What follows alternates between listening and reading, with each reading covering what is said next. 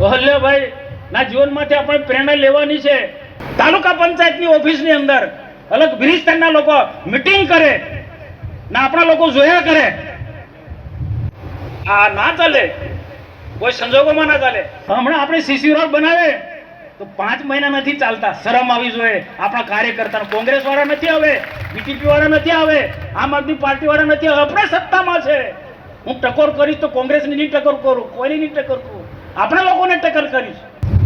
અમે બેઠું છે, આજકાલના બનેલા નેતાઓએ નથી બેઠું. કોંગ્રેસનો માર અમે બેઠો છે. જરા પૂછો અશોકભાઈને શું સ્થિતિ હતી પોઈટા પટ્ટીની અંદર, હુમલાઓ થતા હતા એમના ઘરમાં. એવા સમયે ભાજપનું રક્ષણ કર્યું છે, ભાજપને મજબૂત બનાવ્યું છે ને આજે સ્થિતિમાં લાવ્યા છે.